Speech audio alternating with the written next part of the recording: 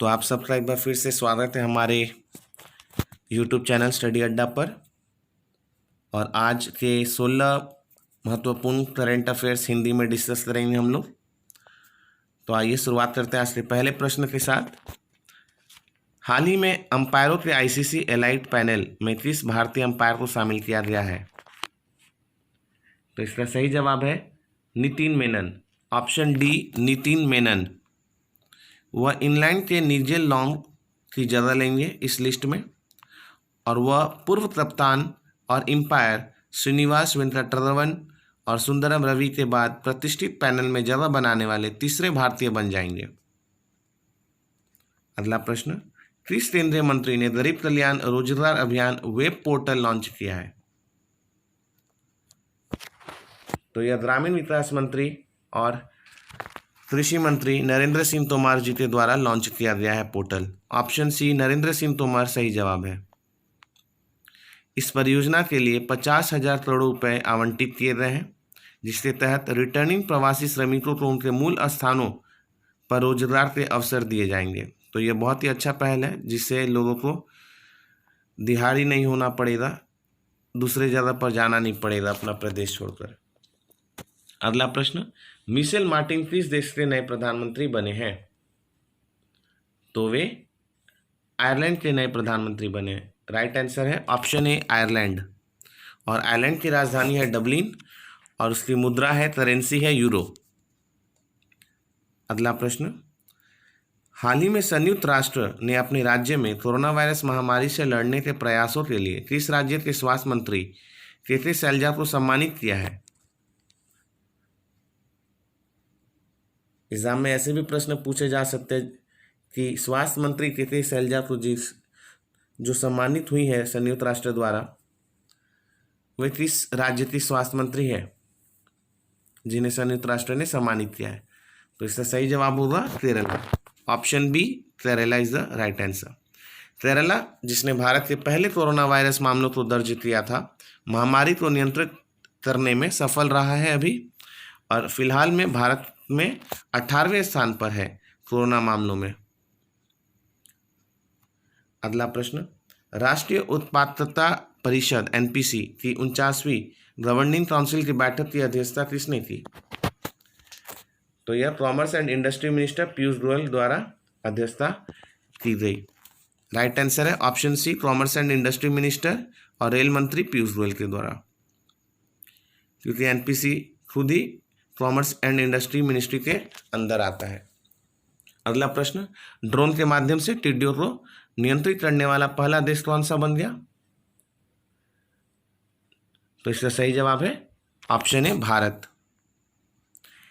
कृषि मंत्रालय ने नियंत्रण के लिए स्वदेशी एक वाहन mounted ultra low volume ULV sprayer विकसित किया था, और यह भारत पाकिस्तान सीमा के माध्यम से देश में प्रवेश करने वाला एक फसल विस्थापित प्रवासी कीट है, लोकस्ट, जो कि भारत के कुछ राज्य जैसे हरियाणा, दिल्ली, महाराष्ट्र, राजस्थान, गुजरात जैसे राज्यों को ज़्यादा प्रभावित किए थे।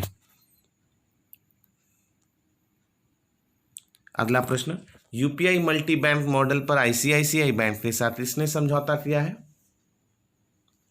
तो इसका राइट आंसर होगा ऑप्शन डी, फोन पे। ऑप्शन डी, फोन पे। तो पेटीएम के बाद सबसे ज़्यादा वॉलेट यूज होने वाला ऐप है फोन पे। तो फोन पे का मुख्यालय है बेंगलुरु में और आईसीआईसीआई बैंक का मुख्यालय है मुंबई में। अगला प्रश्न, भारत में नेशनल स्टैटिस्टिक्स डे, राष्ट्रीय सांख्यिकी दिवस कब मनाया जाता है? तो यह 29 जून को मनाया जाता है। राइट आंसर है ऑप्शन सी, 29 जून। यह दिन भारतीय सांख्यिकी के जनक प्रशांत चंद्र महालनोबिस की जयंती पर मनाया जाता है, 29 जून। अगला प्रश्न, 29 जून को भारत सरकार ने टिकटॉक सहित कितने चीनी ऐप्स पर प्रतिबंध लगा दिए, जो कि कल रात बहुत वायरल हुआ था मेम्स के द्वारा? तो इसका सही जवाब है, जैसा कि आपको मालूम है, 59। Option D, 59। सूचना प्रौद्योगिकी अधिनियम 2000 की धारा के 69A के तहत प्रतिबंध लागू किया गया है। सरकार की अधिसूचना इंटरनेट सेवा दाताओं को इन ऐप्स को ब्लॉक करने का निर्देश दिया जाएगा। उपयोगकर्ता यह संदेश दे सकेंगे कि सरकार के अनुरोध पर ऐप्स तक पहुंच पाना प्रतिबंधित है। तो ये मैसेज आपको दिखाई देंगे जब यह बैन हो जाएगा 1-2 दिन में इंटरनेट सेवा प्रदाताओं के द्वारा। तो यह प्रोसीड्यूर है बैन होने का। और इस ऐप्स के आगे के डाउनलोड्स जैसे ट्रांसक्राइबर गूगल के प्ले स्टोर और एप्पल के ऐप स्टोर पर भी बैन हो जाएंगे, अवरुद्ध हो जाएंगे। अगला प्रश्न, और आपको ये भी मालूम होना चाहिए कि जो इंटरनेट से चलने वाली ऐप्स हैं वो तो साफ बंद हो जाएंगी, बट कुछ ऐप्स जिनमें इंटरनेट नहीं लगता है वो कुछ ऐप्स शायद आप यूज़ कर सकेंगे शायद तक, जैसा कि ऐसा बताया गया है। अगला प्रश्न, भारत ने किस देश के साथ खोलंचू जल विद्युत परियोजना के लिए रियायत समझौते पर हस्ताक्षर किए हैं? तो यह समझौता भूटान के साथ किया गया है। ऑप्शन बी भूटान सही जवाब है। और भूटान के टाला हाइड्रो इलेक्ट्रिक प्रोजेक्ट जो कि 1020 मेगावाट का है, वह भूटान का सबसे बड़ा हाइड्रो पावर परियोजना है। अगला प्रश्न, भारत में प्रथम प्लाज्मा बैंक स्थापित करने वाली कौन सी सरकार है? तो यह अरविंद केजरीवाल की दिल्ली सरकार है। ऑप्शन बी दिल्ली सही जवाब है इसका। यह दिल्ली में institute of liver and biliary sciences ILBS में स्थापित किया जाएगा। प्लाज्मा दान से किसी व्यक्ति में कमजोरी नहीं आती है, यह आपको मालूम होनी चाहिए, और एक व्यक्ति 10 दिनों के अंतराल में फिर से प्लाज्मा दान कर सकता है। अगला प्रश्न, 1 जुलाई 2020 से किस राज्य में किल कोरोना अभियान शुरू होगा? तो यह अभियान मध्य प्रदेश में शुरू होगा। राइट आंसर है ऑप्शन बी मध्य प्रदेश। अगला प्रश्न, प्रोजेक्ट प्लैटिना के तहत विश्व का सबसे बड़ा प्लाज्मा थेरेपी परीक्षण किसने शुरू किया? तो यह महाराष्ट्र सरकार ने शुरू किया। राइट आंसर है option A Maharashtra. Project Platina plasma therapy परीक्षण के लिए महाराष्ट्र सरकार द्वारा शुरू किया गया। अगला प्रश्न है, विश्व बैंक समूह ने स्टार्स कार्यक्रम के तहत कितनी राशि स्वीकृत की है?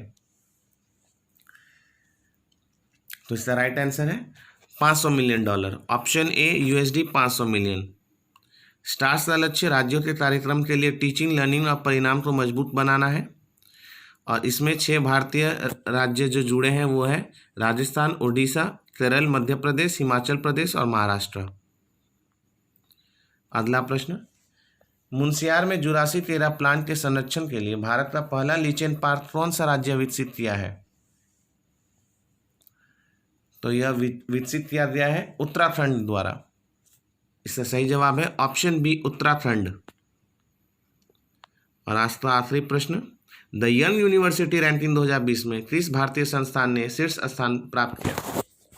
तो इसका आंसर जानने के पहले मैं आप सभी से रिक्वेस्ट करूंगा कि अगर आपको हमारा करंट अफेयर्स का डेली वीडियोस अच्छा लग रहा है तो प्लीज़ सब्सक्राइब करें। इससे हमें भी मोटिवेशन मिलता है कि और भी वीडियोस आगे मैं आपके लिए लाता रहूं। तो इस आखिरी प्रश्न का राइट आंसर है option D IIT Ropar. Option D IIT Ropar. तो आज के लिए इतना ही, फिर मिलते हैं अगले महीने करंट अफेयर्स के साथ। धन्यवाद।